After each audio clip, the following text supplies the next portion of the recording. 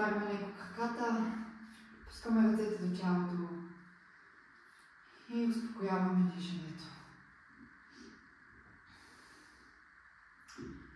Усещаме как топлина се изпълва по цялото тяло, от пръщата на краката до върха на главата. Тялото вече се е загряло, затоплило се.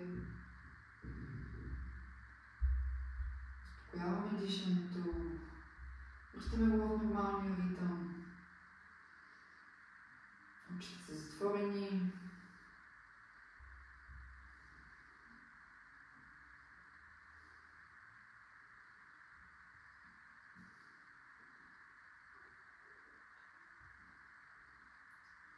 От тук отваряме очите и от тук може да се преминем към следващата част от нашата практика – балансиращите пози. Започваме с първата балансираща поза, поза палма. Тя се изпълнява като стъпалата са едно до друго, ръцете са в намасте, отваряме очи, всъщност не затваряме очи, тъй като ще е трудно да пазим баланс. Ръцете са в намасте, дишваме нагоре, повдигаме ги нагоре, опорваме, вдигаме се на пръсти, ако има някаква муха. Да, вдигаме се на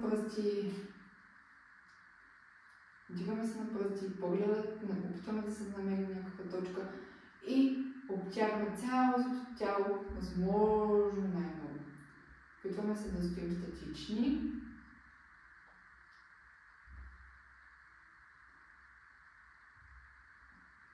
Пускаме стъпалата и връщаме ръцете в намасте. След това преминаваме към поза дърво с десен крак. Ще започнем. Позата се изпълнява като крака е или долу догледана, или горе. Не го държим до коляното в никакъв случай. Поставяме крака в горната част. По този начин ръцете са в намасте, намираме си някаква точка и намираме баланса. Държаме за нови вдишвания. Тук отваряме ръцете настрани.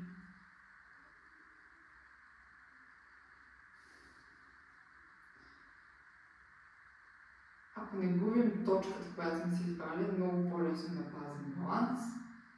Поне лично на мен е много по-лесно. След това събираме ръцете над главата и отиваме нагоре.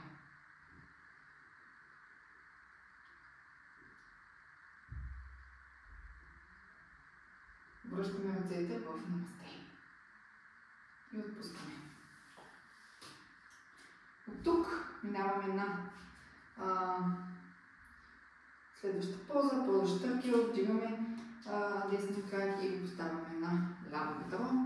Тук отдигаме ръцете нагоре, вдишваме и вдишваме додолу. Като се опитваме да поставим дланите на земята. Не забиваме поглед в кръка по този начин, по-скоро се опитваме да гледаме напред и да пазим гърба изправен, да държим гърба изправен. Задържаме за няколко секунди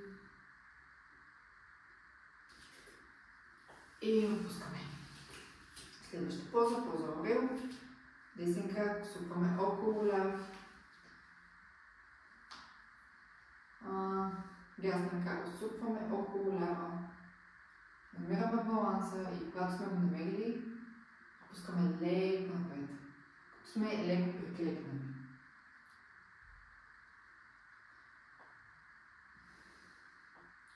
Задържаме и изправяме. Тук минаваме с другия крак в поза дърво. Крак долу или горе. Опа. Крак долу или горе. От тук ръцете са в намасте. Намираме си някаква точка. Намираме баланса.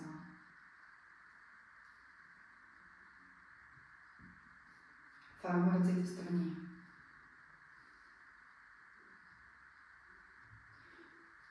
Затваряме над главата. И обтягаме нагоре.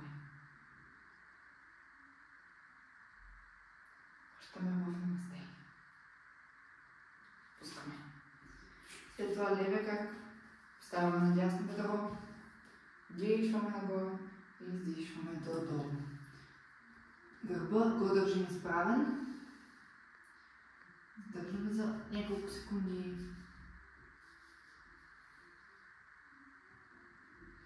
И изправяме. От тук супваме ляв крак около десен, леко приклекнали сме. Лява ръка около дясна. И когато сме намерили баланса, не е задължително да го правим, но може да отпуснем напред, ако се чувствате сигурни. По този начин се усеща много приятно обтягане в задната част на краката и изправяме.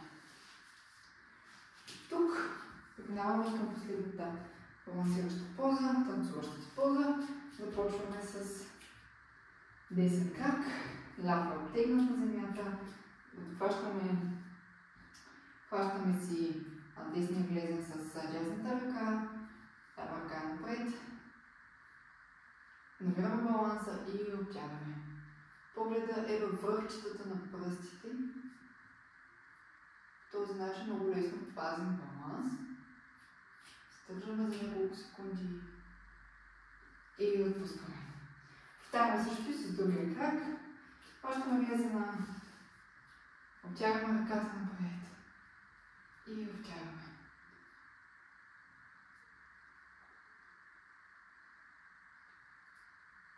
И отпускаме. Така, това бяха балансиращите пози.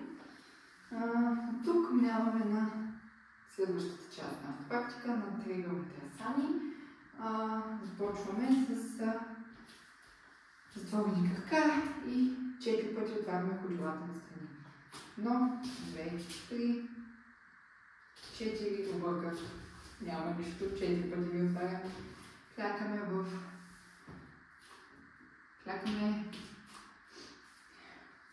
Клякаме, поставяме ръцете върху колената и от тук започваме да движим само рамената, като погледът стои напред.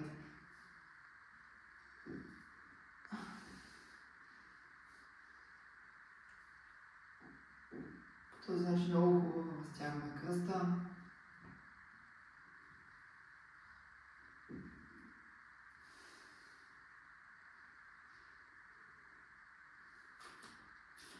Отпускаме, изправяме се, ръцете са в намасте.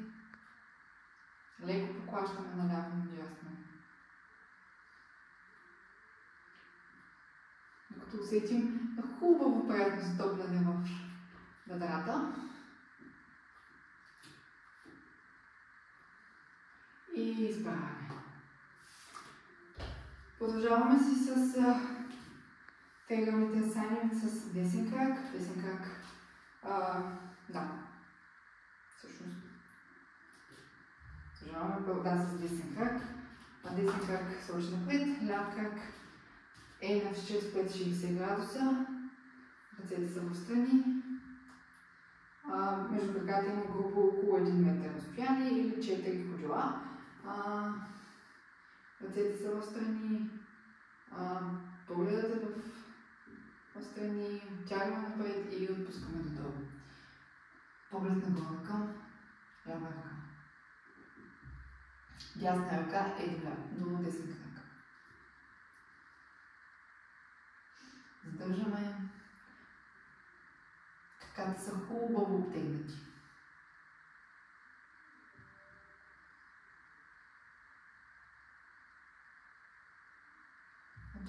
Пускаме лява ръка до дясна.